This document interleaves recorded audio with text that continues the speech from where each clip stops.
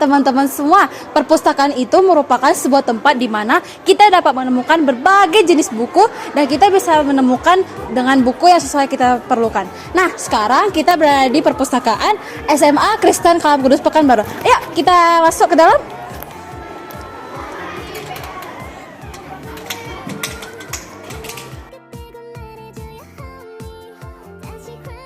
Nah, penjelasan selanjutnya akan disampaikan oleh teman kelompok saya yaitu Samuela. Silakan. Nah, perpustakaan Kalam Kudus ini adalah perpustakaan yang digunakan oleh pelajar SMA Kristen Kalam Kudus Pekanbaru seperti saya dan juga teman sekelompok saya.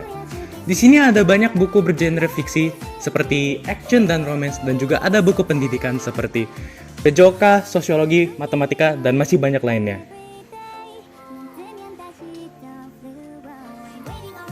Sekarang akan saya serahkan bagian selanjutnya kepada teman saya yaitu Shera. Terima kasih Semi.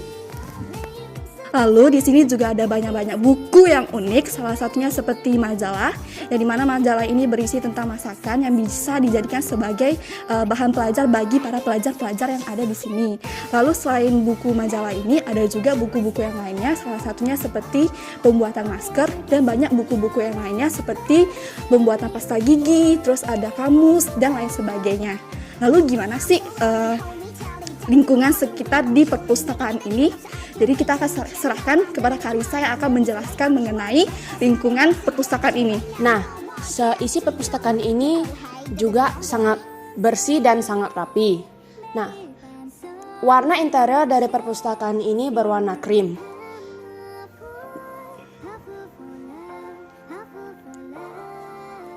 Dan juga perpustakaan ini tidak terlepas dari adanya peraturan. Nah, apakah peraturan-peraturan itu? Yuk kita lihat.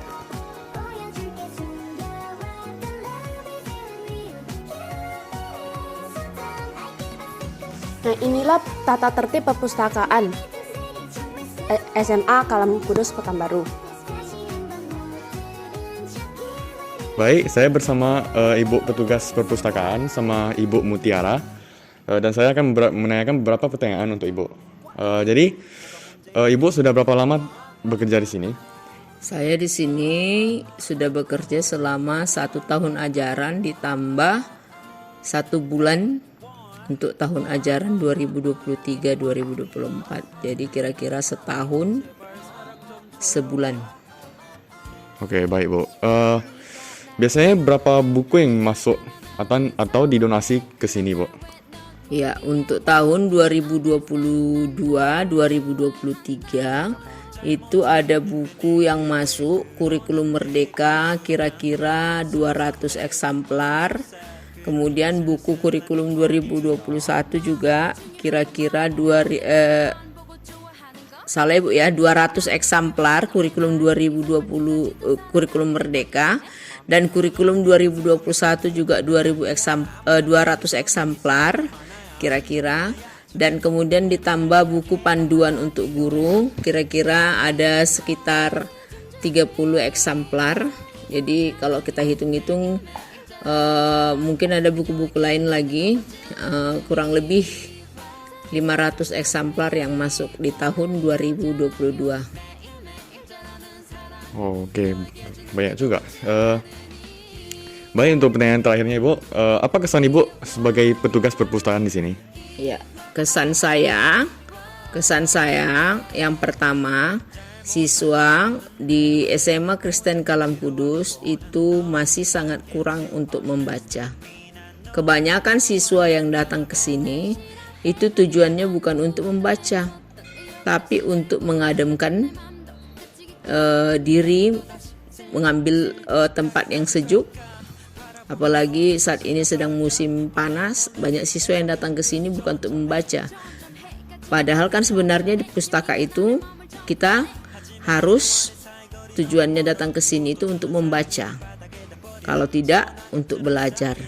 Yang kedua, kesan saya terhadap siswa mungkin kenapa mereka kurang bisa membaca. Mungkin sudah terbiasa ketika di tahun ajaran sebelumnya kita mengalami masa musibah corona yang mengakibatkan tidak ada aktivitas pembelajaran di sekolah.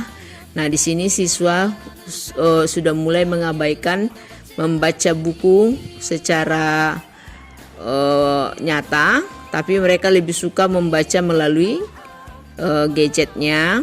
Nah, jadi mulailah beralih sekarang, fungsi pustaka itu sudah mulai tergantikan oleh handphone dan lain sebagainya. Yang ketiga, mungkin akibat kurang waktu. Kalau dilihat jam istirahat siswa di SMA Kristen Kalem Kudus, istirahat pertama itu hanya 15 menit, otomatis tidak mungkin untuk membaca. Siswa mungkin hanya untuk mengisi perut. Yang kedua, istirahat kedua itu hanya 30 menit untuk makan siang. Nah, di sini siswa, kalau sebenarnya siswa itu pintar membagi waktu, dia bisa membuat 15 menit untuk makan siang, kemudian datanglah ke pustaka 15 menit untuk membaca, mungkin bisa. Nah, jadi mungkin di sini faktor ketiganya adalah faktor kurang waktu untuk berkunjung ke pustaka. Nah, saran saya, marilah siswa-siswi SMA Kalem Kudus, datanglah ke pustaka yang mau betul-betul membaca. Jangan jadikan pustaka hanya sebagai tempat santai, tempat untuk mencari kesejukan. Demikian dari Ibu. Baik Bu, terima kasih untuk kesannya sama juga sarannya. Begitu juga terima kasih untuk waktunya, dan sekian saya dari kelompok kami. Terima kasih.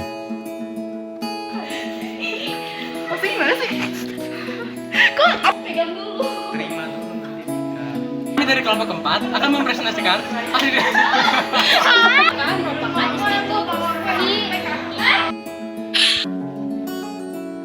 Kenapa jadi diri sih?